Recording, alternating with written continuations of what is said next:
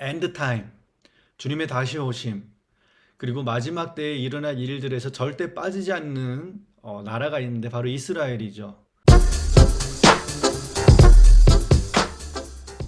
할렐루야. 할렐루야, 할렐루야. 할렐루야. 할렐루야. 네, 안녕하세요. 저는 이제 이스라엘에서 공부하고 사역하고 예배하고 있는 안식 목사라고 하고요. 한국에서는 우리 한동대에서 우리 유심 목사님과 함께 예배 많이 했었습니다. 너무 귀한 우리 친구 목사님이어서 한국에서는 총신에서 대학원 졸업해서 목사 안수 받았고요. 부교육자 사역을 쭉 이제 하다가 하나님 뜻하신 바가 있어서 이스라엘로 보내주신 것 같아요. 그래서 이스라엘에서는 현재 바르일란 대학교라고 해서 성서학 배우고 있습니다. 유대교 백그라운드인데 유대인 교수들에게 구약 성경 열심히 배우고 있습니다. 우리나라 약간 그 보수 신학교 느낌이에요. 이스라엘은 대체적으로 뭐 다 아우를 수는 없지만 대체적으로 한 세 라인을 보시면 되는데 텔아비브 대학교가 제일 좀 자유분방해요. 우리 입장에서 보자면 굉장히 자유주의적인 입장이고 고고학적인 입장에서도 뭐 다윗 왕국 뭐 신화다 막 이렇게 주장했다가 나중에 또 고고학 발굴이 나오니까 또 이렇게 애매해지고 약간 이런 식의 대학이 텔아비브 대학교예요. 그 다음에 약간 그래도 우리의 성경, 우리 정경이다, 민족의 역사이고 정경으로서 받아들여야 된다라고 하는 쪽이 히브리 대학교예요. 그런데 히브리 대학교는 이제 성경을 바라볼 때 조금 더 그래도 객관적으로 바라보자. 이 말씀이 누가 썼고 어떻게 주어졌고, 그래서 굉장히 조금 더 과학적인 관점으로서 성서 말씀을 이렇게 들여다보는 걸 원하고요. 제가 이제 속해 있는 바르일란 대학교는 굉장히 전통 보수적인 입장이에요. 그래서 성서로 보고 성서로 공부하자라는 입장이에요. 원래는 이 과를 갈 계획이 아니었는데 원래는 이제 히브리 대학교에 유대학 이제 석사를 준비를 해서 들어갈 준비를 다 마쳤는데 이제 코로나 기간이 겹치면서 온라인으로 수업을 하게 되고 그러면서 이걸 당장 내가 시작하기에는 조금 무리가 있겠다. 또 영어로 따라가야 되니까. 그래서 바르일란 대학교를 갔어요. 그래서 바르일란 대학교에서 어, 예를 들면 약간 이런 식이죠. 똑같은 여호수아서를 배워도 히브리 대학교 성서학과에서 여호수아서를 배우는 것은 여호수아서를 누가 썼고 기록 연대는 어떻게 됐고 뭐 어떤 영향이 그때 있었고 뭐 이런 이야기들을 많이 다뤄요. 그런데 이제 바르일란 대학교는 여호수아서 내용을 배우죠. 여호수아가 이렇게 넘어왔는데 뭐가 이렇게 될 거냐 성경의 내용을 배우는 일단 그런 큰 차이가 있어요. 근데 원래는 랜드 오브 이스라엘에서 이스라엘 땅 지리 좀 이스라엘을 전반적으로 좀 이렇게 먼저 공부를 해가고 싶어서 랜드 오브 이스라엘을 지원을 했었는데 코로나 때문에 영어 과정 모집이 학생이 잘 안 된 거예요. 제가 히브리어로 배우기에는 또 굉장히 아직은 부담이 있고 그래서 너 어떻게 할래? 이거 이번에 열리지 않아. 영어 과정 학생 수가 부족해. 랜드 오브 이스라엘. 그래서 이제 그냥 성사학으로 넘어갔습니다. 저는 항상 그렇게 믿어요. 제 손 밖에 있는 것은 주님의 뜻이라고 믿습니다. 제가 결정할 수 없는 영역은 주님의 섭리의 영역으로 보고 있고요. 그 주님께서 제가 이렇게 기도할 때 주님께서 제 안에 뿌리지 않은 것들이 제 안에서 열매 맺지 않도록 도와주십시오라는 기도를 늘 할 때마다 저는 주님께서 그렇게 일하신다고 믿고 있고 그렇게 이스라엘에 일단 제가 와 있습니다. 일단 제가 전하고 싶은 오늘 메시지는 제가 어떻게 이스라엘에 왔느냐 물론 이것도 좋은 간증거리가 되고 또 은혜가 될 수 있는 부분이지만 그것보다는 먼저 말씀 이야기를 조금 더 하고 싶습니다. 특별히 이스라엘에 와가지고 제가 느끼는 바가 굉장히 많아요. 엔드 타임, 주님의 다시 오심, 그리고 마지막 때에 일어날 일들에서 절대 빠지지 않는 나라가 있는데 바로 이스라엘이죠. 이스라엘에 와 계시는 우리 선생님들, 우리 스승님들은 굉장히 다양한 스펙트럼을 가지고 계세요. 정말 굉장히 저도 굉장히 그래도 꽤 넓게 그래도 포용하고 이해한다라고 믿어왔는데 와서는 또 이렇게까지 이런 분들도 중간중간 계시는데 그러면서 어떻게 하면 우리가 성경 안에서 분명한 균형을 잡을 수 있을까? 어떻게 하면은 우리가 좀 더 말씀 가운데에 주님의 행하심을 조명할 수 있을까? 저도 역시 우리 이의신 목사님과 함께 청년식이 기도하면서 주님이 주시는 감동을 따라서 또 말씀을 나누기도 했고 여러 가지 사역들을 하기도 했고 또 예배 운동들을 많이 해 나갔었습니다. 그런데 신학교 가고 나서 굉장히 또 배우고 반성하고 회개하는 시간도 많이 가졌어요. 내가 진짜 말씀을 몰랐구나. 정말 몰랐구나. 라는 것들을 말씀을 구체적으로 배우면서 알게 됐는데 이스라엘에 넘어와서도 굉장히 제 마음속에는 큰 스트러글과 새롭게 정리되어지는 영역들이 있었어요. 제가 이제 이스라엘 4년 차 살고 있는데 이스라엘의 회복에 대한 메시지들, 특별히 엔드타임과 하나님께서 이 땅을 마지막 때를 어떻게 이끌어 가시는가에 대한 영역에 있어서 굉장히 중요하게 다뤄지는 파트가 바로 이스라엘입니다. 이스라엘. 보통 청년 시기에 뜨겁게 예배하고 기도를 하는 친구들도 저를 비롯해서 신학교를 지나고 나면 특별히 교회 사역과 신학교를 한번 거치고 나면은 좋게 얘기하면 굉장히 잘 다듬어지게 되고요. 안 좋게 얘기하면은 좀 치우치게 돼요.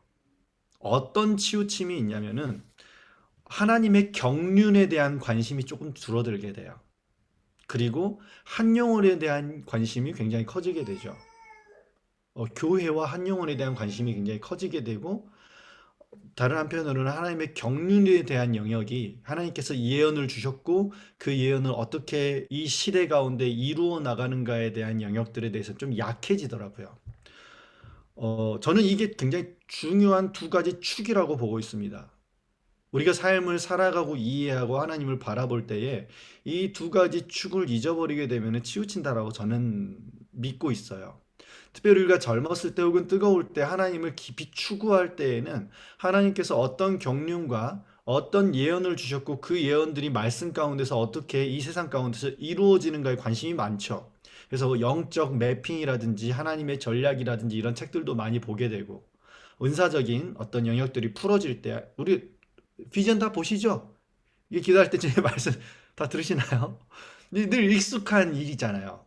우리한테 익숙한 일인데 익숙하지 않으신 분들도 있어요. 그 부분들은 이제 조금 차치하고 이렇게 익숙하던 사람들이 신학교를 가게 되면은 한 영혼에 대한 중요성과 균형이라는 이름 아래에 말씀에 대한 이해로 조금 하나님께서 이 시대에 어떤 일을 행하시는가에 대해서는 덜 관심을 가지게 돼요. 왜냐하면 교회가 너무 당장 눈앞에 보이는 한 영혼과 교회를 세워가는 일이 너무 크기 때문에 크게 와닿으니까. 그런데 이것도 취하여야겠고 이것도 취해야만 합니다. 이 두 가지 하나님께서 시대적으로 어떻게 일들을 이뤄 나가시는가에 대한 안목과 마치 운전을 할 때에 우리가 내비게이션의 저 목적지가 그 다음에 우리가 쭉 가는 그 길의 큰 어떤 멀리 보는 눈과 당장 눈앞에 좌회전 우회전이 있는지에 대한 가까이 보는 두 가지의 시선이 존재해야 되는 것처럼 우리도 말씀을 볼 때 두 가지 시선이 모두 존재해야 돼요. 그래서 만약에 하나님의 경륜과 일하심, 뜻하심을 보면서 한 영혼에 대한 이해와 섬김과 사랑이 없다.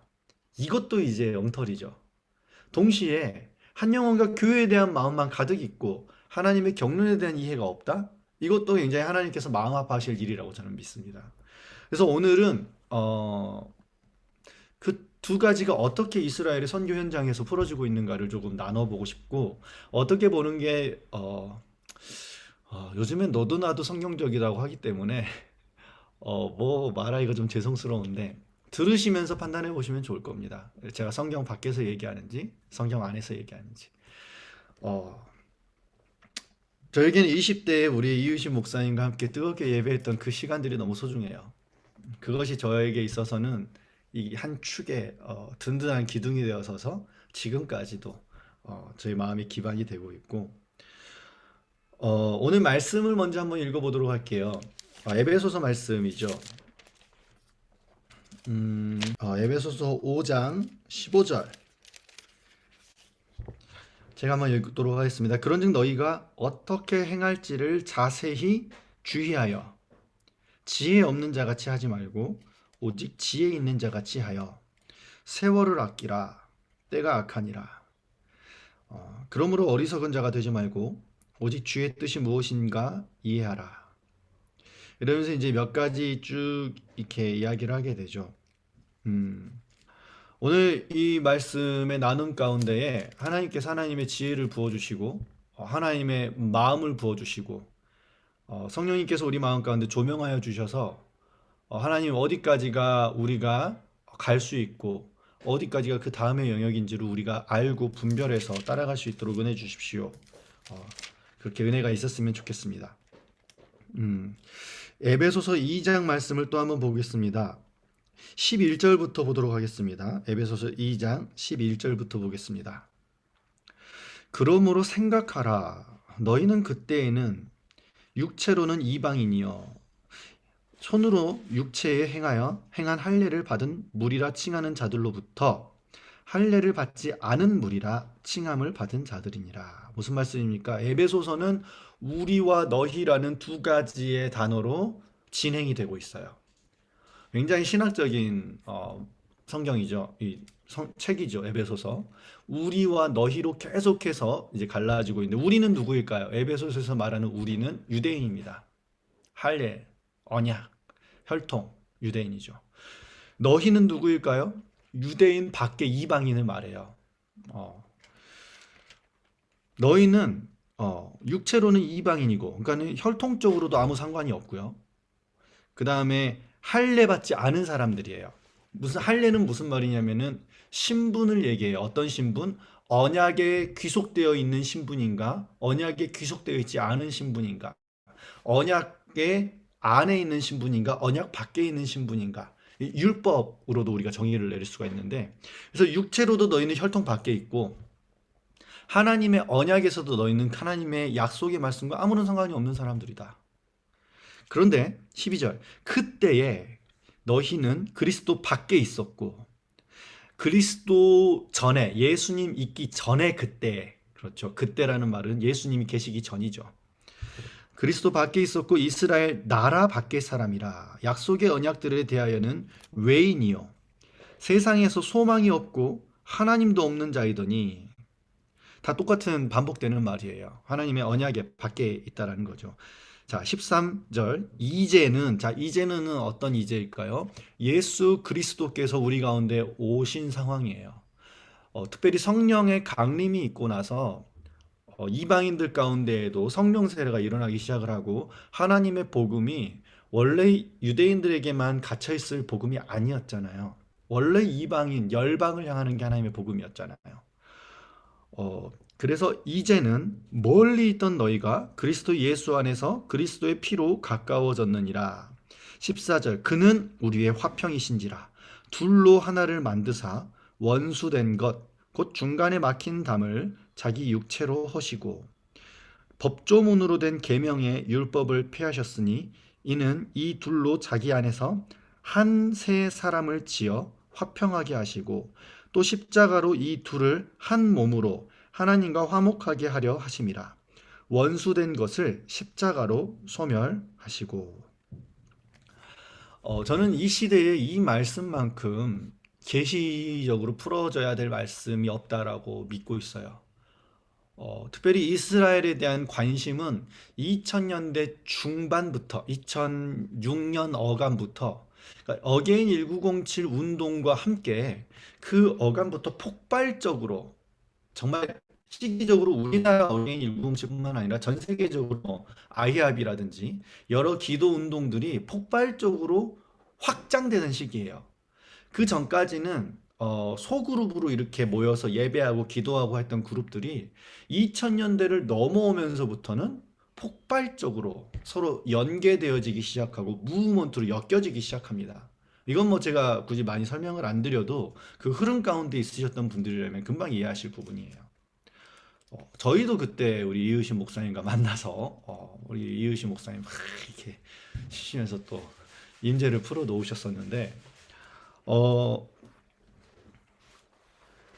이스라엘에 대한 관심이 폭발적으로 늘어났어요. 그러면서 이스라엘의 회복이라는 화두가 많은 기도하는 지체들 가운데의 심장처럼 박히게 됐습니다. 아, 마지막 때에 하나님께서 행하실 일 중에 하나가 바로 이스라엘의 회복이구나. 그래서 우리는 이스라엘의 회복만 붙잡고 무지하게 기도를 했던 것 같아요. 특별히 이스라엘에는 나라가 세워지고 유대인들이 그 땅으로 돌아오기 시작을 하고 안정적인 나라의 틀 안에서 유대인들 가운데 복음이 지속적으로 전파되어지는 일들이 있어 왔는데요. 세계 역사적으로 이스라엘이 자신의 땅으로 돌아와서 복음을 영접하는 게 이렇게 풍성하고 온전하게 이루어진 적이 없어요. 지금이 그때예요. 지금만큼 이건 조금 이따 제가 또 설명을 드리도록 하겠습니다. 자, 먼저는 제가 사진을 하나 공유 드릴게요. 이 말씀이 사도 바울은 어떤 추상적인 내용들 멀리 있고 사람들이 뭐 깊이 계시를 받아야지만이 깨닫고 막 음성을 들어야지만이 이해할 수 있는 그런 말씀을 우리한테 준 게 아니에요. 우리 예수님의 가르침도 여러분들께서 아시다시피 굉장히 가까이 있는 바로 옆에 있는 들을 핀 백합화를 보라. 그 얘기를 하실 때는 사람들이 들에 앉아 있었거든요. 아마 우기 중후반 아마 들에 백합화가 피었다면 최소한 3월 언저리는 됐을 거라고 보고 있습니다. 그때 꽃이 피거든요. 그 약간 선선하면서도 쌀쌀하면서도 따뜻한 햇빛이 비치는 이스라엘의 겨울 한 중반에 사람들이 모여 있고 예수님께서 말씀을 전하셨어요. 이 너희 작은 믿음이 겨자씨 믿음을 갈릴리에서 선포하실 때에도 지금도 보시면 아시겠지만은 갈릴리 바닷가 언덕 쭉 보시면요 지금 뭐 유채꽃이랑 굉장히 비슷하거든요. 이 겨자풀이 엄청나게 자라있는 거예요. 엄청나게. 그냥 옆에 있는 이야기예요. 얘기하면은 모든 사람들이 그거 바로 이해할 수 있는 예시와 예화를 들고 사람들한테 나눴다라는 겁니다. 이것은 제자들에게도 예외가 아니에요. 사도 바울도 예외가 아닙니다. 그때 당시에 티칭의 방법이었어요.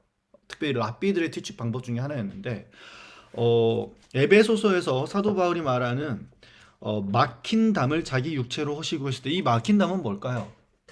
그냥 추상적으로 이방인과 유대인 사이에 영적인 막힌 담이 있어가지고 뭐 이것도 맞을 수 있어요. 그렇죠? 우리가 또 영적인 관점에서 이것들을 봤을 때는 맞아요. 그런데 이게 실제예요, 실제. 보이시죠? 이게 어떤 성전이냐면은요, 헤롯 대왕이 헤롯 더 그레이트, 이 헤롯 대왕이 한 40여 년에 걸쳐서 리모델링한 한 2배 이상으로 증축 확장해서 지은 이스라엘 성전이에요. 이 느헤미야 성전, 스룹바벨 성전이 있던 것들을 이제 증축 확장해서 완전히 뜯어 고쳤죠. 그래서 사람들이 이제 여기로 이렇게 쏙 들어가, 여기 커서 보이시죠? 이렇게 쏙 들어가 가지고 쭉쭉쭉쭉 올라가서 이 이방인의 뜰, 성전 바깥 뜰을 지나서 성전 안뜰로 들어가게 됩니다. 이 안뜰은 유대인만 들어가요. 이방인들은 여기까지 올 수 있어요. 이제 낮은 담장이 이렇게 쭉 빨간색 선으로 둘러져 있죠. 이 사진은 비블리아라고 인터넷에 쳐보시면 있어요. 이익상 목사님이라는 분이 예전에 여기 성지에서 공부를 하고 가시고 나서 이런 성경 관련된 자료들을 굉장히 잘 정리해 놓은 사이트가 있습니다. 비블리아라고 해가지고 쳐보시면 금방 여러분들께서 보실 수 있어요. 거기에서 이제 가져온 그림이고요. 이렇게 쭉 둘러쳐져 있어요. 얕은 담으로. 여기가 하나님의 성전이에요. 여기는 여인의 뜰, 안뜰이에요. 여인의 뜰, 안뜰. 여기가 지성소죠. 지성소. 여기에는 이제 뭐 진짜 유대인들, 제사 드리는 유대인들만 들어와 가지고 하나님 앞에 나아가게 되는데 어디 보자. 됐다. 좀 전에 보여드렸던 이 빨간색 라인에 뭐가 있었냐면요. 바로 이런 비문이 쫙 둘러쳐져 있었어요. 쫙 둘러쳐져 있었어요. 한글 번역 바로 보실까요? 우리가 또 헬라어를 또 보기엔 또 부담스럽기 때문에. 어떤 이방인도 들어올 수 없다. 둘러싼 안으로 성전의 담장과 성정 영역이다. 들어왔다가 잡히는 사람은 누구든지 스스로 책임을 져야 되는데 무엇으로 책임을 지느냐? 죽음으로써 책임을 지게 될 것이다. 이렇게 나와 있습니다. 실제로 헤롯 대왕이 성전을 짓고 나서 로마에서 황소 100마리를 이제 선물로 보내요. 아우구스투스 황제가 헤롯에게 축하해 그러면서 재물과 그의 오른팔, 이름을 제가 모르겠는데 그 장군 이름 오른팔을 황소 100마리와 함께 보냈어요. 그러면 오늘날로 치면은 어떻습니까? 우리가 그래도 황제의 오른팔인데 또 황제의 선물 황소 100마리를 가지고 여기로 이렇게 왔는데 같이 들어가서 예배 드릴 법도 하잖아요. 로마인데, 무려 로마인데. 그런데 그 황제의 오른팔도 이 담장을 넘어가지는 못했어요. 왜냐하면 헤롯이 이미 이 성전을 지으면서 이 성전, 이 이방인의 뜰에 있는 이 담벼락은 이방인이 넘어갈 수 없다라는 것을 황제의 칙령으로 확정시켰기 때문입니다. 그러니까 황제의 칙령이기 때문에 황제 자신도 여기는 이방인으로서 들어가지 못하는 거예요. 황제의 오른팔이 아무리 와도 황소 100마리 끌고 와도 소용없어요. 못 들어가요. 그냥 이 안에는 이방인만 들어가요. 그래서 이렇게 헬라어로 된 요세푸스의 기록에 따르면 헬라어와 라틴어로 기록된 이 비문이 쫙 둘러쳐져 있다고 했는데 이것은 이스라엘 박물관에 가시면 오리지널을 보실 수 있습니다. 이게 실제로 발견이 돼버렸어요. 아, 진짜구나. 헬라어로 쓰여진 것만 현재로서는 발견이 됐는데 무슨 말입니까? 에베소서 2장 14절에 있는 중간에 막힌 담이라는 것은 성경학자들이 모두 이렇게 거의 다 동의를 해요. 이거를 얘기한다. 막힌 담. 이방인들은 성전을 들여다볼 수도 있고 성전 앞에까지 와볼 수도 있지만 하나님의 지성소까지는 들어갈 수가 없어요. 왜요? 누구 때문이죠? 유대인 때문에. 하나님께서 유대인을 택해서 부르신 목적이 있죠. 혹시 뭔지 아십니까? 하나님이 히브리인들을 왜 택하셔서 출애굽시켰죠? 불쌍해서? 안타까워서? 그냥 이 친구들이 행복해졌으면 좋겠으니까? 하나님은 평화와 행복의 하나님이니까? 아니, 그렇지 않아요. 명확한 목적이 있어요. 우리 모든 사람들의 부르심에는 성도들에는 명확한 부르심이 있는 것처럼 하나님을 알고, 이건 예수전도단의 표어인데 제가 굉장히 사랑하고 좋아하는 표어예요. 하나님을 알고 하나님을 알게 하자. 저는 이게 굉장히 마음에 들어요. 이게 우리의 분명한 복음을 전파할 뿐만 아니라 가르치고 치유하고 먹이고 세우고.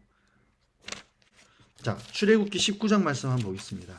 5절부터 읽도록 하겠습니다. 세계가 다 내게 속하였나니. 자, 유대인만 이스라엘 땅만 하나님께 속한 게 아니에요. 전 세계, 여기서 말하는 세계는 온 우주를 얘기합니다. 하나님이 창조하신 이 세상 천하 만물이 다 나에게 속했다. 너희가 내 말을 잘 듣고 내 언약을 지키면 너희는 모든 민족 중에서 내 소유가 되겠고 너희가 내게 대하여 제사장 나라가 되며 거룩한 백성이 되리라. 너는 이 말을 이스라엘 자손에게 전할지어다. 자, 히브리 민족의 부르심이 뭐죠? 하나님 앞에서는 거룩한 민족이에요. 하나님 앞에서는. 하나님이 구별하여 택한 하나님 앞에서는 거룩한 민족이죠. 우리가 예수 그리스도를 믿고 주로 영접해서 성령 가운데에 하나님을 내 삶의 주인으로 인정하고 내 삶의 보좌에 왕의 자리에 하나님을 이렇게 모셔드렸을 때에 우리가 거룩한 하나님의 백성이 되잖아요. 하나님 앞에서 되는 거지 세상 사람들 앞에서 나는 거룩하다 이렇게 외쳐봤자 아무 의미가 없어요.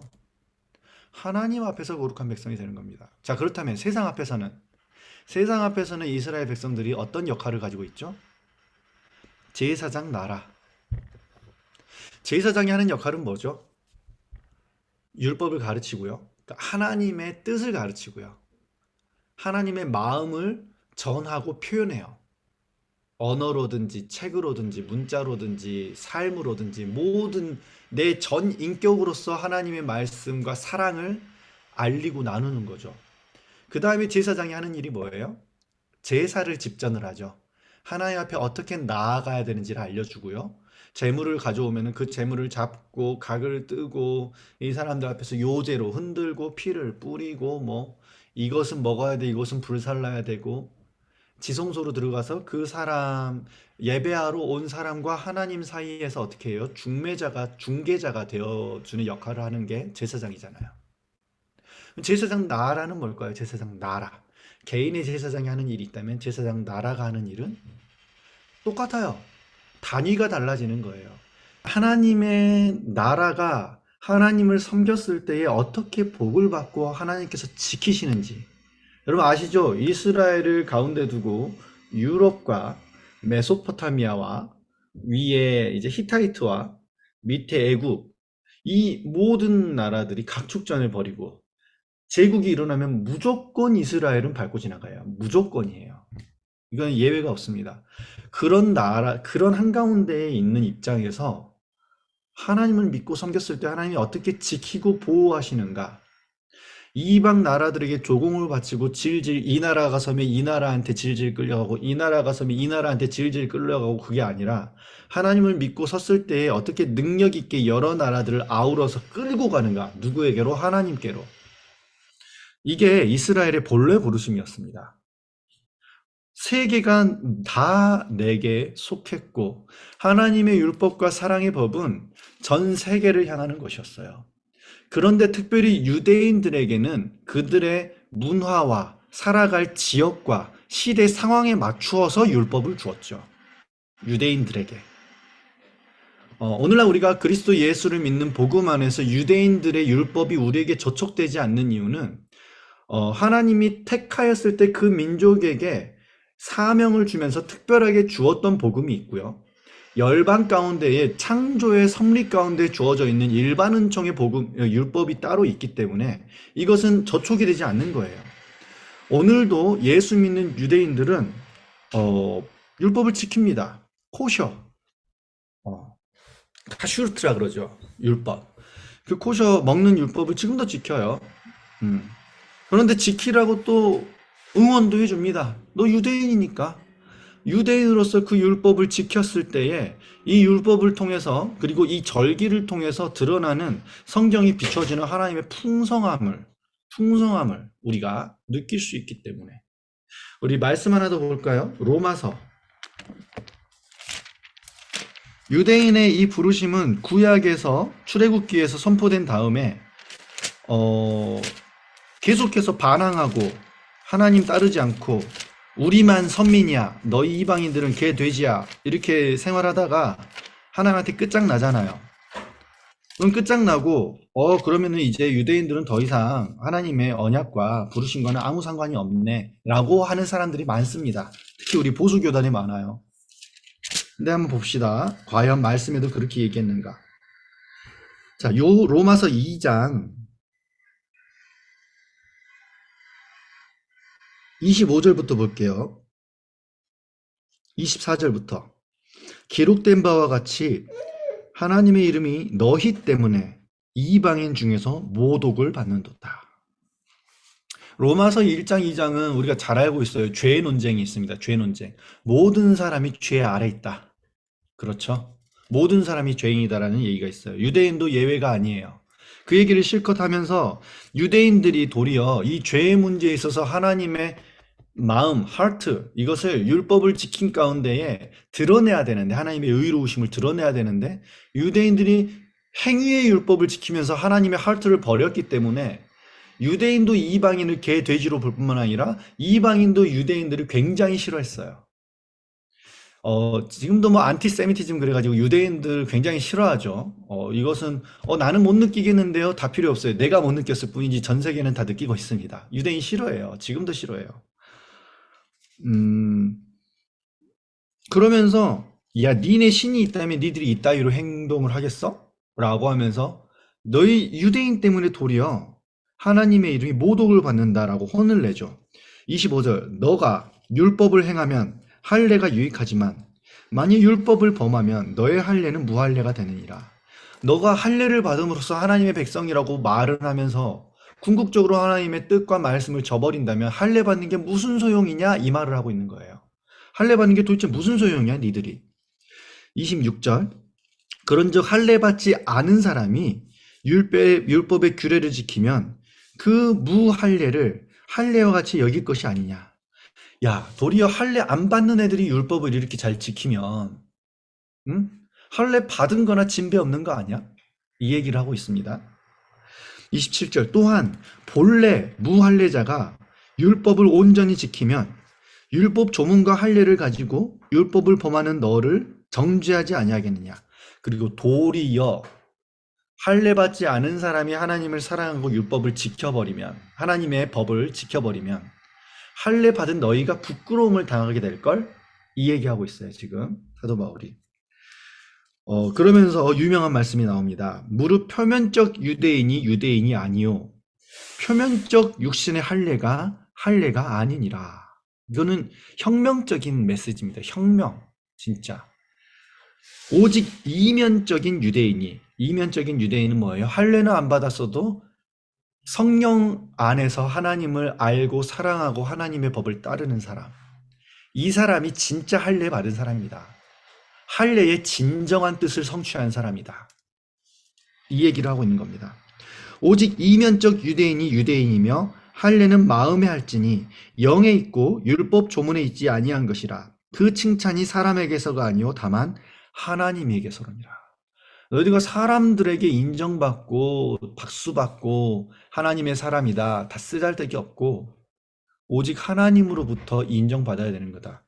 자, 율법 조문에 있지 않고 여기서 말하는 율법 조문이라는 것은 종이와 돌에 쓰여져 있는 걸 얘기해요. 돌에 쓰여져 있는 건 뭐죠? 십계명. 종이에 쓰여져 있는 건 뭐예요? 십계명을 위시한 수많은 계명. 성경에는 대략적인 계명만 나와 있고 이스라엘 백성들이 실제 삶에서 어떻게 지켜야 될지 짜자자자자 일일이 계명을 해석해 가지고 그래서 안식일날 일하지 말라는 건 어디까지가 일을 하지 않는 건지, 안식일에 움직이지 말면 몇 걸음까지 움직이면 안 되는 건지, 이게 세세하게 다 해져 있는 것이 율법 조문이에요. 그런데 우리는 예레미야서 30장 그 어간의 말씀을 기억해요. 그 날에 너희가 하나님을 서로 알라 할 것이 아니라. 예레미야서 31장 31절 여호와의 말씀이니라. 보라 날이 이르리니 내가 이스라엘 집과 유다 집에 새 언약을 맺으리라. 이 언약은 내가 그들의 조상들의 손을 잡고 애굽 땅에서 인도하여 내던 날에 맺은 것과 같지 아니할 것은 내가 그들의 남편이 되었어도 그들이 내 언약을 깨뜨렸음이라. 여호와의 말씀이니라. 그러나 그날 후에 내가 이스라엘 집과 맺을 언약은 이러하니 곧 내가 나의 법을 그들의 속에 두며 그들의 마음에 기록하여 나는 그들의 하나님이 되고 그들은 내 백성이 될 것이라. 여호와의 말씀이니라. 그들이 다시는 각기 이웃과 형제를 가르쳐 이르기를 너는 여호와를 알라 하지 아니하리니. 여기서 하나님께서 하나님의 언약의 말씀을 어디다가 새긴다고 하셨죠? 돌에다가 또 새긴다고요? 아니요. 돌에다가 새긴 율법이 이스라엘이 지키지 못함으로 인해서 파기에 가까워진 날이 오게 될 것이다. 그러니까 너희가 이 율법을 거의 파기한 것과 다름없는 날이 오게 될 것이다. 이 날의 끝판왕 날이 언제인 줄 아십니까? 이스라엘 백성들이 율법을 어기고 파기한 것의 끝판왕 날. 예수 그리스도를 십자가에 못 박은 날이에요. 그날 이후에 하나님께서 너희들과 내가 새 언약을 맺게 될 것이다. 너희들이 완전히 내 율법을 떠나던 날, 내가 내 아들까지 보냈음에도 불구하고 말씀이 육신이 되어 오신 예수님을 십자가에 못 박아 버리게 된 그날 이후에 하나님께서 새 언약을 맺게 될 텐데, 언약을 어디다 새기겠다고요? 신비, 마음에, 너희 속에. 그래서 지우고 싶어도 지울 수 없도록, 부인하고 싶어도 부인할 수 없도록 만들겠다. 이 일이 어떻게 이루어졌죠? 성령의 강림하심으로. 요한복음 13장에 뭐라고 나와 있습니까? 성령의 사역. 성령 엄청난 능력을 행하고 막 나와, 많이 사도행전적인 성령의 사역, 고린도전서적인 사역의 일들이 나오지만 예수님이 가르치신 성령의 사역의 원형은 뭐냐면은 내가 너에게 가르친 말을 기억나게 하고 이것이 예수님께서 성령님을 우리한테 제자들에게 소개할 때 맨 처음 하셨단 말이에요. 가르치신 말씀이 생각나게 하고 어떻게 우리가 이해할 수 있죠? 너의 가슴에 새겨져 버릴 것이다. 사랑으로 새겼어요, 하나님께서. 예수 그리스도께서 우리 가운데에 사랑으로 새겨버렸어요. 그래서 지울 수가 없어요, 이걸. 그 사랑이 너무 엄청나니까. 그렇게 우리 가운데 이루어졌어요. 자, 다시 로마서로 넘어가겠습니다. 로마서 2장 다시 넘어갈게요. 이렇게 신비의 하나님의 언약이 새겨진 사랑. 내가 너를 사랑한다. 너가 나를 사랑할 때에 나의 사랑의 법을 네가 넘어서고 싶어도 넘어서기가 쉽지 않을걸? 죄를 지키기가 어려워지는 지경으로 우리가 이끌려가는 거예요. 로마서 7장 오라나는 공고한 자로 그랬더니 로마서 8장에서 성령의 법을 선포해 버리잖아요. 그 무엇도 하나님의 사랑에서 우리를 끊을 수 없다라고 선포해 버리잖아요. 그 이유가 뭐예요? 하나님의 언약의 말씀이 우리의 마음에 영혼에 새겨져 버렸기 때문에 지울 수가 없는 거예요. 이면적인 유대인이라고 합니다. 이것을. 유대인이든 이방인이든. 자, 그렇다면은 이제 이 로마서 1장 2장의 흐름에 따라서 앞으로 흐름은 어떻게 돼야 돼요? 이방인 아무것도 아니야. 아니, 유대인 아무것도 아니야. 유대인 니들이 뭐야 도대체? 뭐 어쩌라고? 우린 이면적인 유대인이고 그리스도 예수 복음 안에서 신비에 새겨져 있는 하나님의 율법, 사랑, 그것이 이제 하나님의 다시 오심을 예비하게 되는 가장 중요한 열쇠인데, 그것이 바로 베드로가 받았던 천국의 열쇠인데, 우리가 땅에서 묶으면 하늘에서도 묶이고 땅에서도 풀면 하늘에서도 풀리는 가장 강력한 열쇠 뭐예요? 그리스도 예수의 사랑, 주는 그리스도시요 하나님의 살아계신 하나님의 아들이시니이다라는 이 고백. 이 고백이 하나님의 열쇠잖아요. 이 믿음대로 행하는 사람이 갈 때의 문이 열려지는 거잖아요. 이 고백으로 가슴에 품고 하나님을 섬기다가 헛되이 죽임 당한 것처럼 세상 사람들 보기에는 사자한테 잡아먹히고 돌 맞아 죽고 오늘날로 치면은 돈 없어서 빌빌거리고 이스라엘의 삶이 힘듭니다, 여러분. 하나님 뜻해서 갔다고 했는데 유시 목사님 지금 개척해가지고 값을 지불하는 거예요. 세상 사람들 보기엔 그렇게 값을 지불해도 아깝지 않아요. 왜요? 왜요? 하나님의 사랑이 나를 이끌어 가니까. 유대인들 아무것도 아니야 라고 이야기가 흘러가야 되는데, 로마서 3장 한번 볼까요? 로마서 3장 어떻게 되는지. 그런즉 유대인인 나음이 무엇이며 할례의 유익이 무엇이냐, 여기까지만 보세요. 그 다음 절 보지 말고. 그런즉 유대인의 나음이 무엇이고 할례의 유익이 무엇이냐, 여기까지만 보시면은 로마서 2장에 연결된 상에서 아무 유익이 없다라고 나와야 돼요. 맞죠? 제가 지금 로마서 2장 쭉 읽은 거 풀어드리는 것에 대해서는 맞죠. 그런데 반전이 일어납니다. 반전. 로마서 3장 2절 말씀. 범사에 많다. 뚜둥 쾅. 오늘날 목회자들, 전통교회, 보수교회 목사님들 이스라엘에 대한 이해가 없으신 분들은 이거를 풀어내지를 못해요. 설교 가운데서. 절대 못 풀어냅니다. 이해가 안 되니까. 범사에 많으니 우선은 그들이 하나님의 말씀을 맡았음이니라. 말씀 맡은 자들이래요. 제가 이 이야기를 아까 유대인들이 코셔 지키고 걔네들이 절기 지키고 그 얘기를 이어서 지금 얘기한 거예요. 이 흐름을 놓치지 말고 잘 따라오세요. 지키라 그래요. 예수 믿는 유대인들한테.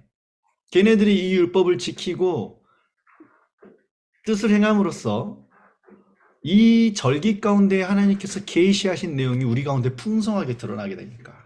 지켜, 니들은 말씀 맡은 자들이니까.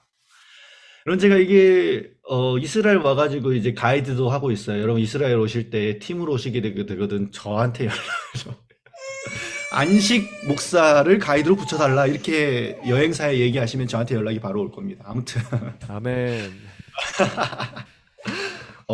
자, 쿰란을 가게 되면은 이제 쿰란에서 1947년에 성경 사본이 발견돼요. 구약이.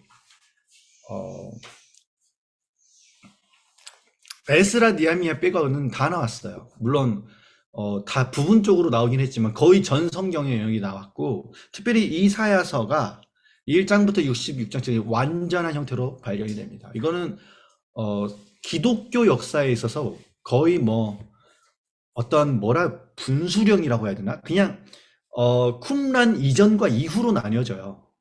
성서학에서는, 사본학에서는.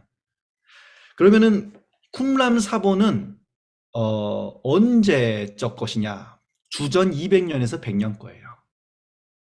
자, 그렇다면은 쿰란 사본이 있기 전에 가장 오래된 사본은 히브리어 헬라어 사본은 알레포 레닌그라드 시리아 지역에 있는 발견된 사본인데, 주후 900 몇십 년, 1000 몇십 년, 이 어간대예요. 1000년 어간대예요. 그러니까 예수님 시대부터 1000년 뒤에 있는 사본이라고요. 우리가 그걸 보고 다 기준으로 삼았어요. 뭐 물론 70인역도 있기는 하죠. 이제 일찍 이제 번역이 됐으니까. 그런데 원본의 사본으로서는 주후 1000년 어간이 가장 오래된 거였다고요. 그런데 어떻게 됐다고요? 그것보다 1000년 앞선 사본이 발견돼 버렸다고요. 언제요? 1947년에. 이스라엘이 언제 독립한 줄 아세요? 1948년에 독립했어요. 아까 제가 가장 오래된 그 1000년 어간에 있는 알레포, 그 레닌그라드 그 사본이 있다 그랬죠, 시리아에. 그게 반유대주의 폭동에 의해서 시리아에서 폭동이 와 유대인들 나쁜 놈들 죽여 와 하고 폭동이 일어나가지고 성경 막 불지르고 교회 불지르고 난리 났어요. 그래가지고 사본의 상당수가 불에 타버려서 사라져버립니다. 그때가 언제인 줄 아세요? 1947년이었어요. 자, 유대인들이 멸망을 하게 되죠. AD 70년에 멸망당하게 돼요. 그러면 성경 사본은 언제 감추어졌을까요?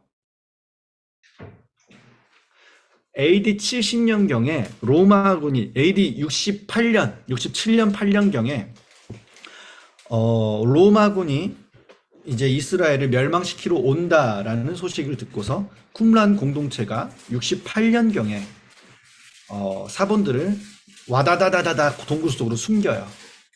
무슨 말씀을 드리고 싶냐면 이스라엘이 멸망당하기 직전의 말씀이 숨겨졌고요. 이스라엘이 독립하기 직전의 말씀이 드러났다라는 거예요.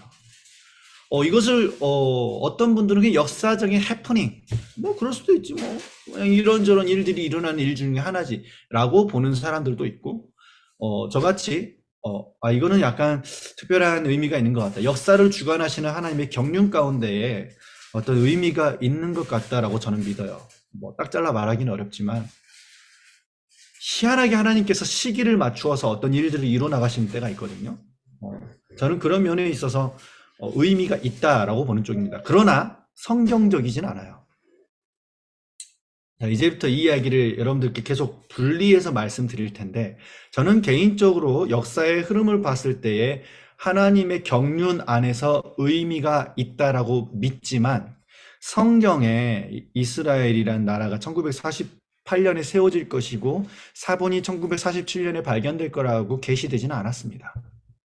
이거는 좀 철저하게 구분하셔야 돼요. 이제 앞으로 제가 여러분들한테 말씀드릴 이 내용을 여러분께서 잘 들으시면은 이스라엘 기도하시는 분들의 이야기를 조금 더 분명하게 이해하시게 될 거예요.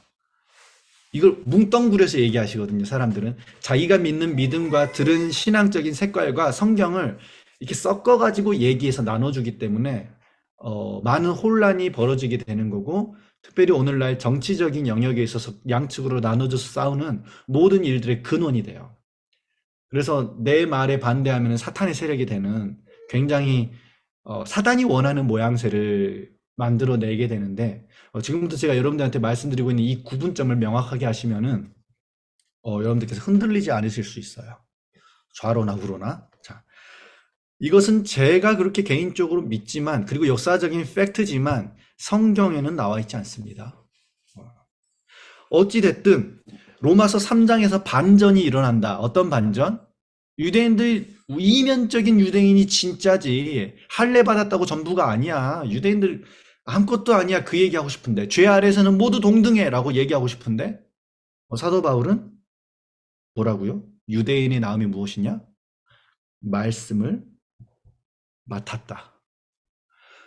쿰란 이야기를 왜 드렸냐면은 자, 쿰란 사본이 발견이 됐습니다. 베두인 목동에 의해서 베두인 목동이 베들레헴에 있는 골동품 가게 하는 사람한테 1947년이니까 진짜 완전히 깡시골이에요. 그때는 진짜 그냥 깡시골이에요. 아무것도 광야예요. 그냥 광야. 베들레헴 가가지고 골동품 상인한테 또 뭐 코딱지만한 돈 가지고 또 팔았어요. 그 골동품 상인은 또 아무것도 모르고 그 시리아 정교회 교인이어가지고 거기를 관할하고 있던 시리아의 주교 사무엘 주교한테 가져가가지고 또 보여줍니다. 또 껌값 받아가지고 또 그걸 봐요. 시리아 주교가 이걸 보니까 충격의 도가니에 빠진 거예요. 아니? 히브리어 사본에 모음이 없어? 히브리어에 모음이 붙은 것은 주후 6세기경이에요. 모음이 없어. 그러면 최소 얼마 전이에요? 최소 500년, 주후 500년 이전의 사본이라는 거예요. 자, 이 쿰람 사본이 발견되기 전에 가장 오래된 사본, 레닌그라드, 알레포 뭐 이런 거, 1000년 전후.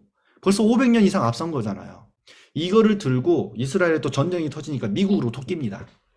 미국으로 토껴가지고 막 전시회하고 난리가 났어요. 그래가지고 이 성경 살 사람 했는데 아무도 안 사요. 너무 어마어마할 것 같으니까. 섣불리 선뜻 누가 못 사게 됩니다. 자, 누가 샀을까요? 말씀을 누가 사랑해야 되죠? 말씀을. 우리 크리스찬들이 말씀 사랑해야 되는 거 맞죠? 저는 솔직히 여기까지만 얘기를 생각을 했을 때 당연히 이 말씀을 교회가 나서서 펀드를 조직해가지고 샀을 거라고 생각을 했어요.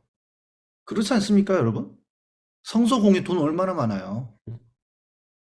그런데 이 사본을 누가 다 가져갔냐면 유대인들이 엄청난 돈을 지불하고 다 가져가요. 지금 이 사본은 이스라엘의 이스라엘 박물관, 예루살렘에 있는 박물관에 있습니다. 사해사본관을 아예 따로 만들었어요. 저는 이 지점이 굉장히 흥미로웠어요. 왜 이 시기에 말씀이 발견되었을 뿐만 아니라 이 말씀을 최종적으로 엄청난 값을 지불하고 사간 사람이 교회가 아니라 왜? 개신교도 아니고 카톨릭도 아니고 왜? 유대인인가? 저는 이 말씀과 관련이 있다고 개인적으로 믿습니다. 그러나 저의 개인적인 해석이고 믿음이고 여기에 동의하신 분들도 있고 동의하지 않으시는 분들도 있어요. 그러나 팩트는 말씀에 나와 있듯이 유대인들은 말씀 맡은 자라는 것이 신약 이후에도 예수님의 성령 강림 사건 이후에도 여전히 유효하다라는 것을 사도 바울에 의해서 기록되어졌다라는 거예요. 유대인은 복음의 문제에 있어서 아무 상관이 없는 존재들이 아니에요. 할례를 받았든 할례 받지 않았든 하나님의 구원의 경륜과는 상관이 없지만 하나님께서 역사를 운영해 가시고 하나님의 성경의 말씀을 풍성하게 나누는 데 있어서는 여전히 하나의 몫이 약속이 있다라는 것을 사도 바울은 이야기합니다. 자, 조금 더 넘어갈까요? 로마서 9장. 로마서 8장에서 하나님의 사랑에서 성도들을 그 무엇도 끊을 수 없다라는 얘기를 빠빠빠빠 강력하게 해요. 와, 할렐루야, 우리 은혜 받았잖아요. 막 합력하여 선을 이루고 막. 근데 9장에서는 또 설교자들이 약간 까다로워. 목사님들이 설교하기 어려운 구절이 나옵니다. 그게 뭐죠? 9장 1절부터 제가 읽겠습니다. 내가 그리스도 안에서 참말을 하고 거짓말을 아니하노라. 시간이 벌써 막 가고 있어요. 큰일 나네. 빨리 해야겠다. 나에게 큰 근심이 있는 것과 마음에 그치지 않는 고통이 있는 것을 내 양심이 성령 안에서 나와 더불어 증언하노니 나의 형제 곧 골육의 친척을 위하여 내 자신이 저주를 받아 그리스도에게서 끊어질지라도 원하는 바도라. 그들은 이스라엘 사람이라. 그들에게는 양자됨과 영광의 언약들과 율법을 세우신 것과 예배와 약속들이 있었고라고 되어 있나요? 있고라고 되어 있나요? 있고라고 되어 있죠. 있었고라고 되어 있지 않아요. 있어요. 자, 바울 때 있으면은 지금도 있을까요? 없을까요? 있죠. 이거는 뭐 논란의 여지가 없어요. 자, 그렇다면은 이 사도 바울의 근심, 큰 근심은 그저 사도 바울의 개인적인 소감을 얘기하는 걸까요? 아니면은 하나님의 근심을 사도 바울이 함께 느끼는 씨름일까요? 아, 이거는 사도 바울이 그냥 개인적인 소감을 적어 놓은 거네. 에이, 사도 바울도 사람이네. 뭐. 성경을 볼 때 그냥 개인적인 소감과 하나님의 계시는 구별해서 봐야 되네. 이런 건가요? 아니죠. 아니죠. 하나님께서 사도 바울을 쓰셨다면, 사도 바울의 심령이 하나님과 연결되어져 있다면, 이 근심은 그가 유대인이기 때문에 겪는 근심이기도 하지만, 동시에 하나님의 애타는 마음일 수도 있죠. 11장 좀 더 어려워지는, 좀 더 어려워지는. 그러므로 내가 말하노니 하나님이 자기 백성을 버리셨느냐? 자, 유대인들 버렸습니까, 하나님께서? 이제는 복음을 받아들이는 자와 받아들이지 않은 자 두 종류의 사람만 있을 뿐, 유대인이고 아니고는 아무 상관이 없어. 끝. 그렇다면 유대인들 버림받은 거죠. 그렇죠? 근데 여기서 뭐라 그러죠? 사도 바울이 버렸느냐? 아니라. 그럴 수 없다. 자, 사도 바울이 그럴 수 없다 그랬는데 이제 한 2000년 지났고 교회가 힘이 커졌으니까 이제는 좀 버려도 되겠지. 이때는 교회에 힘이 없으니까 이스라엘 못 버려서 하나님이 어이구 어이구 이랬지만, 교회가 커졌으니까 이제 유대인들 필요 없지 뭐. 2000년이나 지났는데. 유대인들 없어도 복음은 전파됐잖아요. 그렇죠? 유대인들 있으나 마나 우리 교회 사역과 하나님의 경륜과 무슨 상관이에요? 없어도 상관없죠.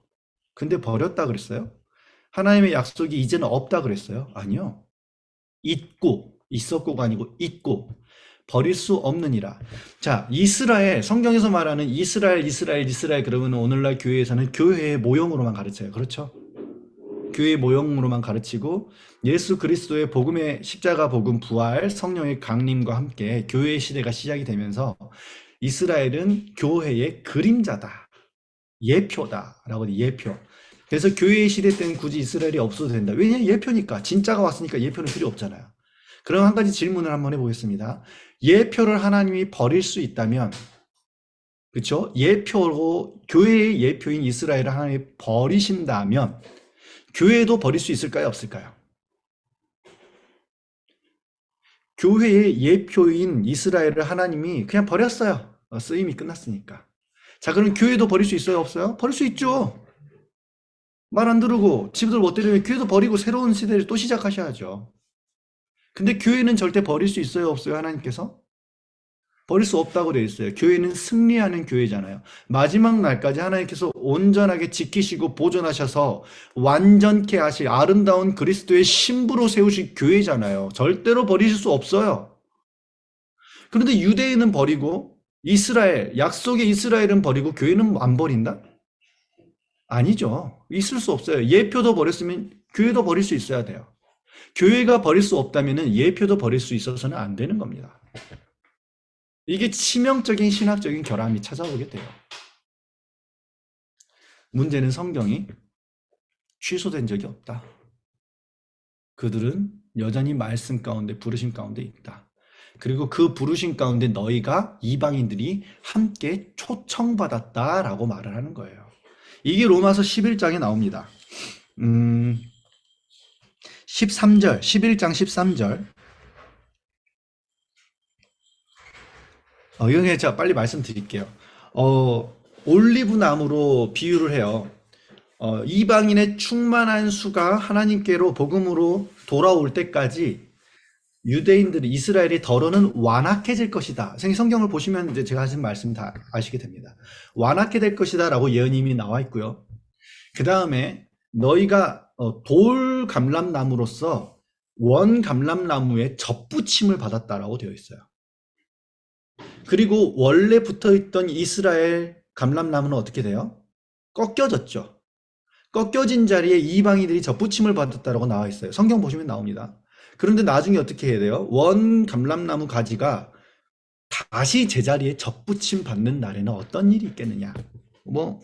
12절 그들의 넘어짐이 세상의 풍성함이 되며 그들의 실패가 이방인의 풍성함이 되거든 하물며 그들의 충만함이리요.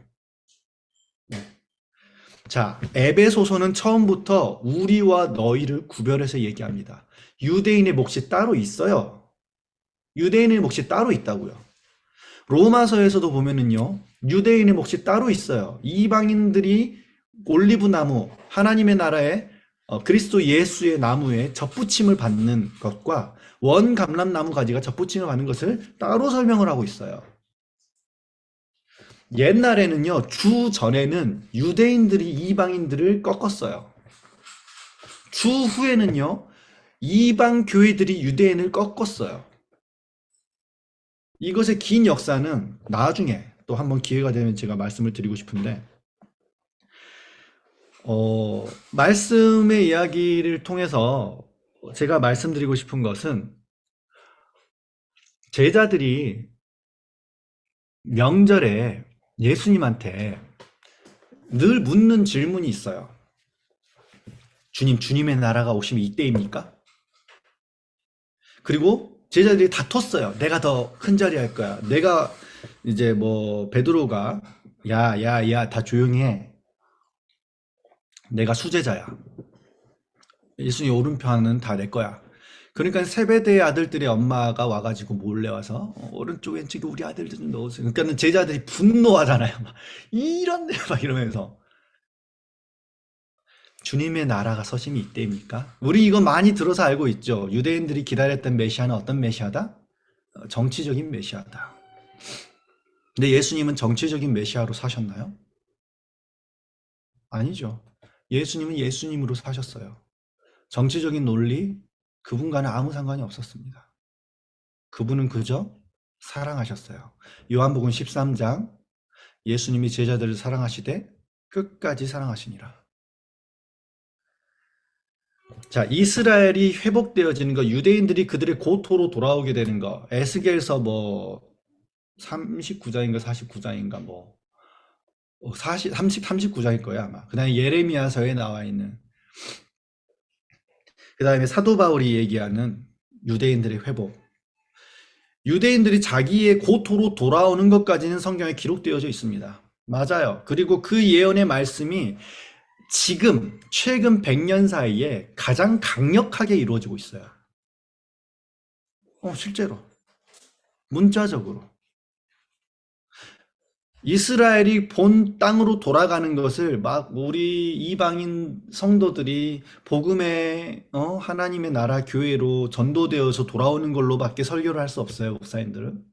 그러나 성경을 조금 더 이렇게 공부를 해서 있는 그대로를 조금 더 바라보시면은 유대인들이 2000년 동안 보존되어 있었을 뿐만 아니라 기가 막히게 보존이 되어 있었을 뿐만 아니라 그들의 본래 살던 땅으로 돌아오는 일이 현대 역사에 실제로 일어났다고요. 히브리어를 되살려가면서까지 현대 히브리어 쓰고 있는데, 그런데 성경에 나오지 않은 영역이 있습니다. 그게 뭘까요? 이스라엘이라는 국가가 다시 그 땅에 설 것이다 라는 내용은 나오지 않아요. 자, 다시 한번 성경에 나오는 것은 유대인들이 본토 땅으로 돌아와 가지고 그리스도 예수의 복음을 영접함으로, 에베소서에서 말하는 그리스도 예수를 모퉁이 돌 삼아서 유대인과 이방인이 한 교회로 지어져가는 원 뉴맨의 비전을 우리한테 예언으로 주셨지. 이스라엘의 나라가 서야만 하고 이스라엘 땅은 유대인이 통치해야만 하고, 그 다음에 유대인이 제3성전을 지어야 하고 유대인의 재물 제사가 회복되어져야 된다라고 얘기하지 않았어요. 도리어 예수님의 말씀에 따르면은 성전이 서게 될 것인데 그 안에는 뭐가 설 거라 그랬죠? 가증한 것이 설 거라고 되어 있어요. 제가 왜 이 이야기를 드리냐면은 사람들이 성경에서 말씀하지 않는 내용을 가지고 서로를 사탄화하고 있다라는 거예요. 빨리 이제 마쳐야 되는데. 자, 정리하겠습니다. 여러분, 유대인이 누굽니까? 누가 유대인입니까? 더 천천히 시간 가지셔도 됩니다. 지금 제가 여러분들에게 드리고 있는 내용은 실은 굉장히 여러 클래스를 통해서 가르쳐져야 되는 내용인데 제가 압축해가지고 빨리빨리 얘기하고 있는데, 유대인이 누구인가? 어떤 사람은 유대인은 없다라고 얘기해요. 만들어진 허상이다. 여러분 지금 혈통적인 유대인이 유대인일까요? 이스라엘 인구 중에서 이스라엘 시민권을 가진 사람들 중에서 10몇 프로는 아랍인이에요. 아랍인이 뭐 무슬림이기도 하죠. 뭐 안 믿는 무슬림도 있고 믿는 무슬림도 있고 그러는데 이스라엘의 시민권을 가지고 있어요. 현대 이스라엘 국가의 시민권을. 자, 그러면은 현대 이스라엘 시민권을 가지고 있는 이스라엘 시민들 중에 유대인이라고 퉁을 쳐보면은 몇 프로가 유대교를 믿을까요? 50%가 되지 않아요. 반수, 유대인들 중에 반수 이상이 유대교를 믿지 않는다고요. 뭐 TV로 보여주고 뉴스로 보여지는 것은 막 정통 유대인들 시커먼 옷 입고 나가지고 막 데모하고 막 수염 이렇게 기르고 랍비들이 막 그런 것만 보니까는 그렇지. 한번 와서 보십시오. 다 그런가? 절대 다수는 그렇지 않습니다. 이스라엘은 유대교 국가입니까? 정신은 있어요. 백그라운드에는 유대교적인 정신이 요만큼 있기는 한데 유대교 국가는 아니에요. 유대인의 나라도 아니에요. 아랍인도 섞여 있습니다. 자, 그러면 성경에서 회복되리라 한 이스라엘과 현대 국가로서의 이스라엘은 어떤 차이가 있을까요? 이스라엘의 회복을 얘기할 때 이스라엘의 국가의 회복입니까? 아니면은 유대인들이 복음 안에 회복되는 걸 얘기하는 겁니까? 이 지점을 구별하지 못하면은요, 좌파 우파 나눠서 가지고 서로 돌 던지고 싸워요. 성경은 이스라엘 국가의 회복에 대한 예언을 하지 않았습니다.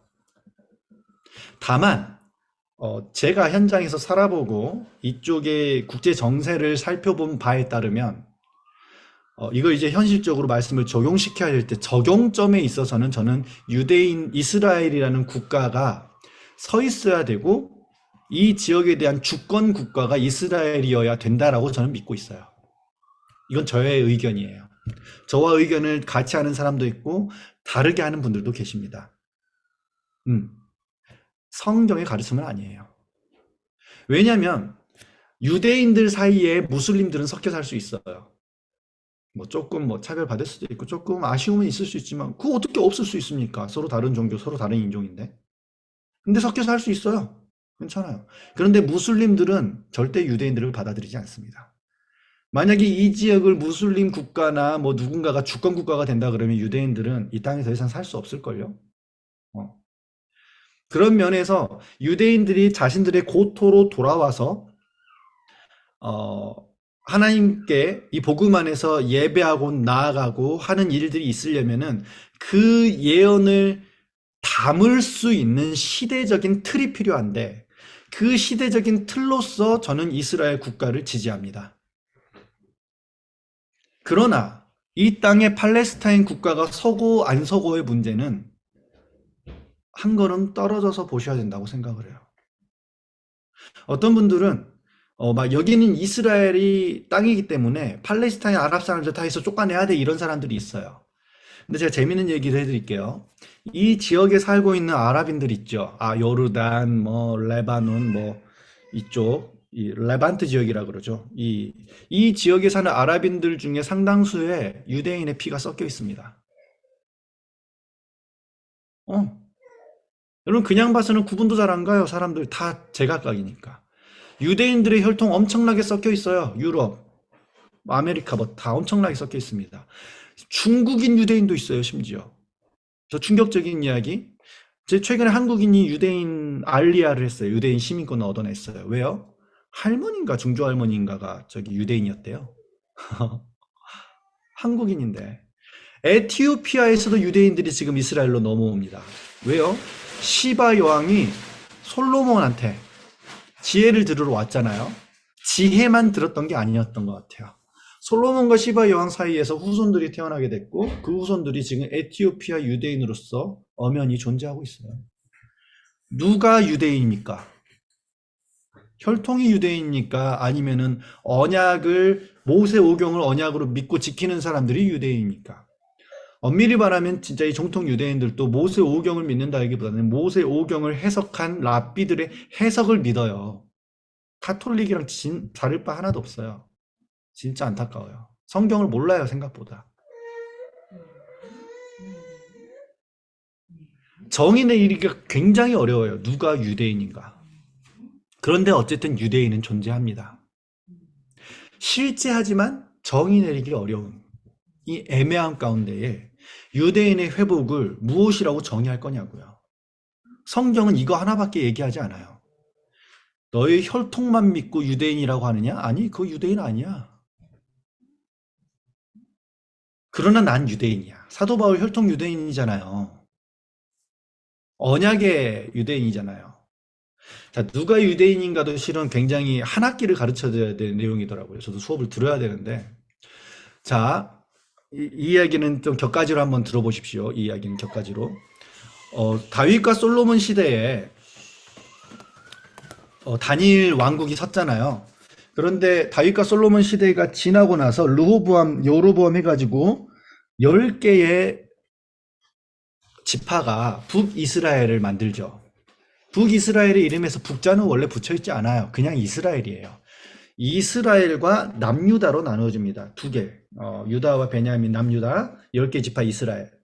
자, 이스라엘은 아수르한테 멸망당했어요. 그렇죠? 그 후에 남유다는 바빌론한테 멸망당했어요. 그리고 포로로 다 끌려갔죠. 포로로 다 끌려가서 돌아왔어요.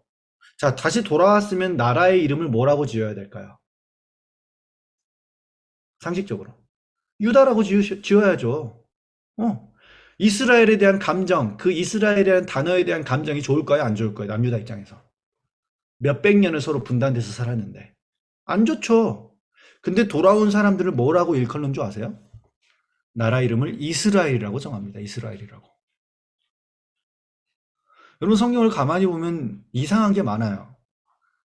이스라엘이라는 이름의 감정도 안 좋을 거고 북이스라엘 때문에 걔네들 단과 베델에 황금송아지 세워놓고 예배 드리러도 못 가고 아수르한테 멸망당해서 쌤통이다 이놈의 새끼들 하나님 떠나더니 돌아왔으면 다시 유다 왕국을 세워야 되는데 이스라엘 왕국을 다시 세운다고요. 그 이스라엘은 어디서 가져왔을까요? 뭐 여러 학문적인 설이 있지만 단순해요. 야곱의 이스라엘, 즉 언약 자손의 이름인 이스라엘에서 가져와요. 언약 자손이라고요. 언약 자손. 자, 다시 한번 바빌론 포로로 갔다 오고 나서 더 이상 혈통적인 유대인이 힘이 약화됐다고요. 뒤섞여 버렸어요. 혈통들이. 어떤 사람들은 바빌론에서 돌아오지도 않았어요. 돌아와가지고 다시 나라를 세웠는데 이름을 이스라엘이라고 했다고요. 그럼 여기서부터 유대인의 정체성은 뭐가 되죠?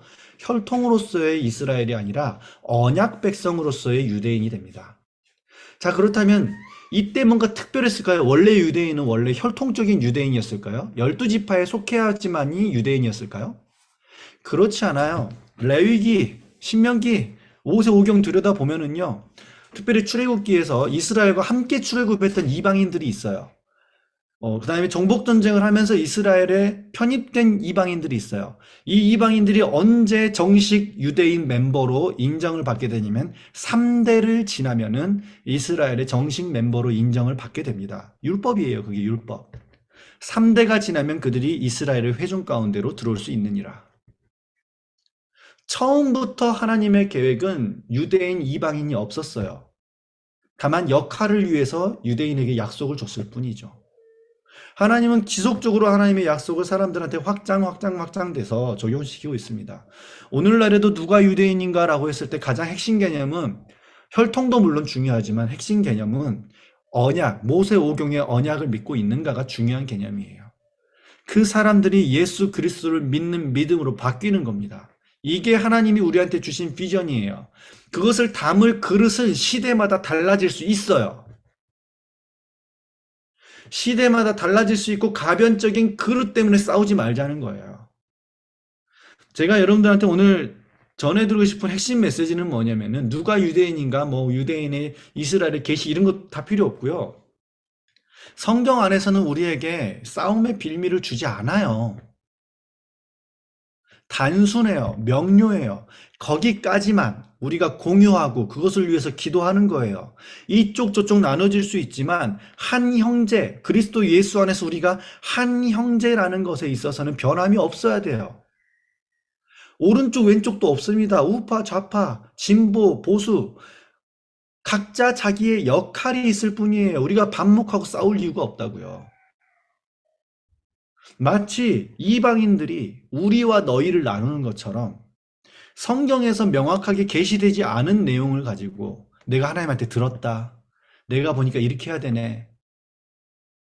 이것이 성경적이라고 얘기하면서 이것에 반대하면 하나님의 나라를 모르는 거고 사탄의 자식들이고 뭐 이렇게 갈라지고 싸우게 된다고요. 사도 바울은 이렇게 얘기해요. 예할 것은 예하고 아니요 할 것은 아니요 하면 된다. 우리 가운데에는 수많은 막힌 담들이 있어요. 그 막힌 담들은 다 비본질에서 나오는 거예요. 유대인들이 이방인과 담을 세웠을 때 이 담 넘어오면 죽어. 황제에게 허락을 받아가지고 칙령으로 선포를 해가지고 이 담 넘어오면 죽어. 하나님은 이걸 다 무너뜨리기를 원하신다고요. 어디 안에서? 말씀 진리 안에서. 이스라엘에 대한 기도하시는 분들, 이 분들 중에 정치적으로 이스라엘의 국가가 아주 시오니즘 운동이 악의 축이다 이렇게 진보적인 입장에서 막 그렇게 보시는 분들도 계시고, 죄송하지만 굉장히 잘못 알고 있는 지식이 많으신 분들이에요. 그 다음에 이 이스라엘이라는 국가, 현대 이스라엘이라는 국가가 성경에서 말하는 그 이스라엘이다라고 말씀하시는 분들도 죄송하지만 성경을 모르시는 분들이에요. 구약에서 말하는 이스라엘은 언약 백성을 얘기해요. 언약 백성. 국가가 아니라. 마치 이스라엘 국가가 영원해야 되고 세워져야 되고 이것이 하나님의 뜻이다라고 말을 하게 되면은 제자들이 예수님한테 주님이 세우실 나라가 이때입니까? 라는 질문과 똑같은 질문이 된다고요. 정치적인 메시아로, 정치적인 유대인으로, 정치적인 신앙과 정치적인 복음으로 변모시키는 거라고요. 그리고 제자들이 주님이 오실 나라가 이때입니까? 라고 하면서 서로 이 자리 차지하고 저 자리 차지하겠다고 서로 싸우고 반목하고 갈라지잖아요. 마찬가지예요. 정치적인 예수님으로, 정치적인 복음으로, 정치적인 이스라엘로. 이스라엘은 특히 심해요. 특히. 그 다음에 대한민국을 정치적인 대한민국으로 하나님이 이 땅을 다스려야 되고 하나님의 뜻이 대한민국에게 풀어져야 되고 그러면서 좌파 우파 진보 보수 나눠지고 싸우는 것이 제자들이 주님 앞에서 주님의 나라 정치적인 나라를 구하면서 이 자리 저 자리 내가 하겠다 싸우는 거랑 뭐가 다르냐고요. 사단의 계략이라고요. 비본질을 가지고 마치 본질인 양, 특히 저 같은 목회자들이 굉장히 회개해야 되고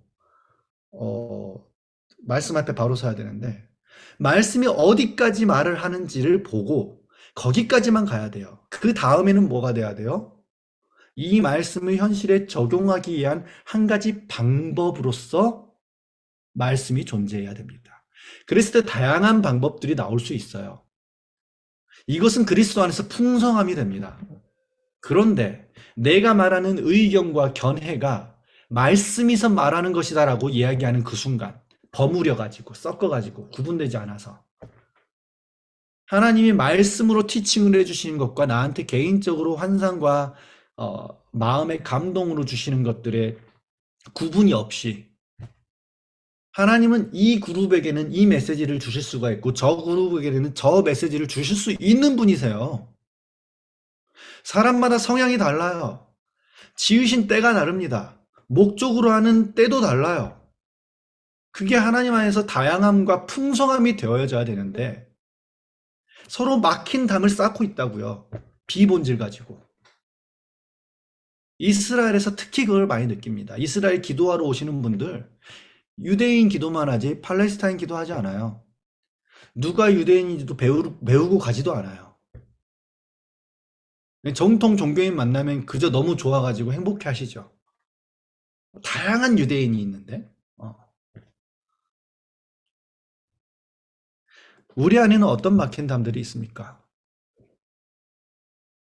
혹시 하나님께서 말씀하셨다라는 이유로 나와 다른 색깔을 가졌다라는 이유로 하나님의 풍성함을 배척하고 있지는 않습니까?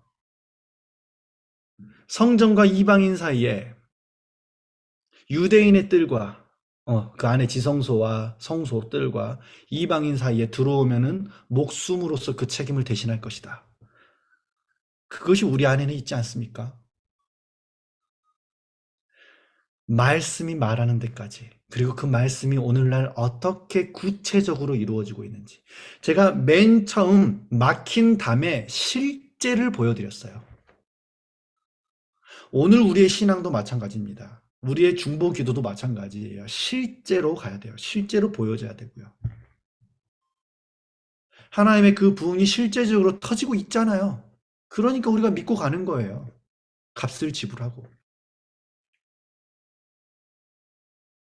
그게 바로 연합의 가치이고, 그게 바로 하나님의 능력이 드러나게 되는 굉장히 중요한 백그라운드가 된다라는 것입니다. 오늘 우리가 이 내용들을 가지고 이렇게 좀 기도를 해주셨으면 좋겠는데,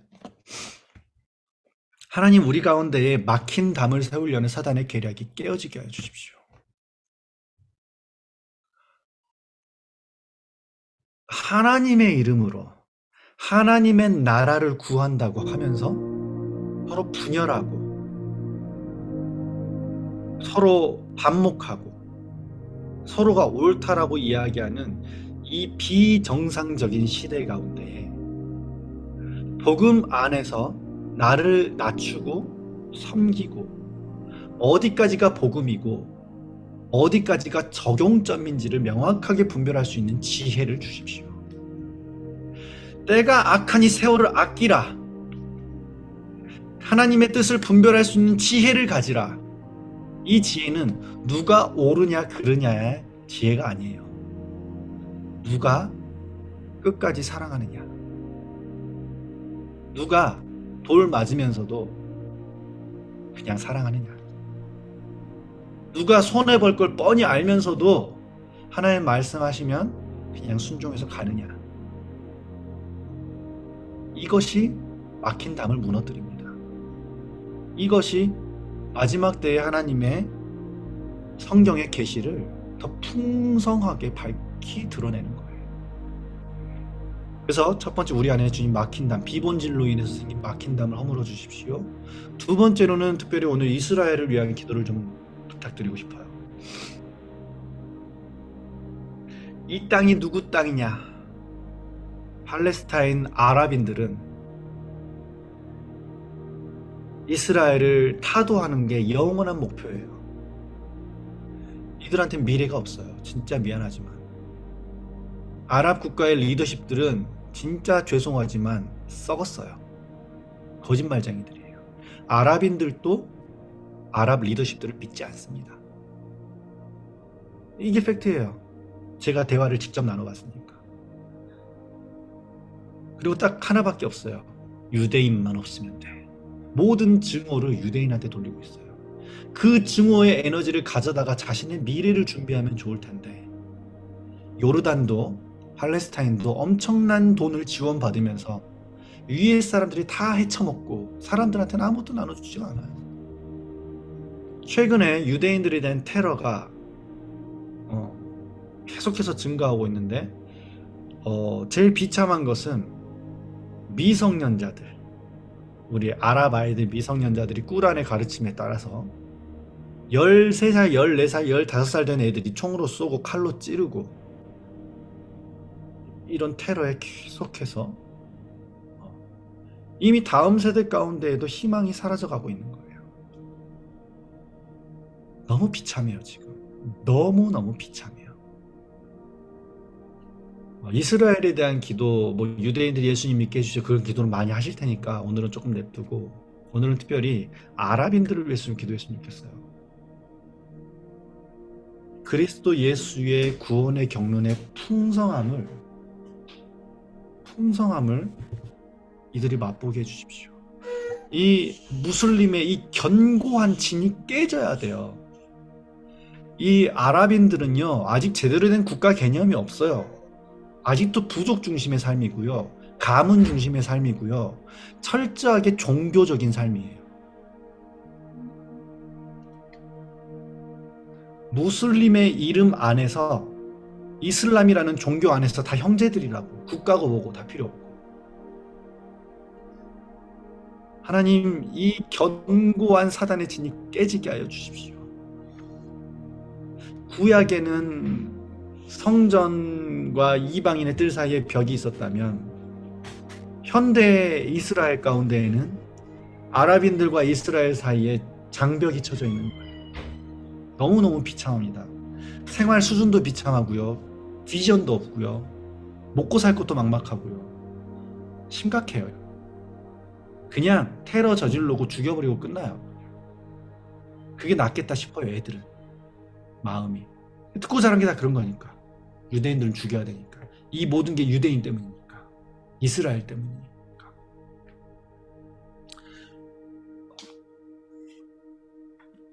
먼저 첫 번째로 기도했으면 좋겠습니다. 이 시간 기도할 때 하나님, 우리 안에 비본질로 인해서 세워져 있는 견고한 진을 무너뜨려 주십시오. 우리 기독교인들 사이에, 예수 믿는 예수쟁이들 사이에 세상에서 손가락질 받는 분열이 더 이상 일어나지 않게 해주십시오. 그리고 이 교회의 하나됨의 기름 부음이 남북한의 하나됨으로 풀어지게, 영적인 실체가 이 땅의 실체로 드러나게 되는 그런 영광의 역사가 우리 대한민국 가운데 있게 하여 주십시오. 막힌 담이 무너지고 그리스도 예수 안에서 정결케 된 성도들 가운데에 화합됨, 하나님의 영광의 기름, 연합의 기름 부음이 교회와 이 사회 각 영역과 남북한까지 풀어지게 될지어다. 내 안에서부터 시작되어져야 돼. 그 기름 부음이 풀어질지어다. 먼저 함께 기도하도록 하겠습니다. 기도하겠습니다.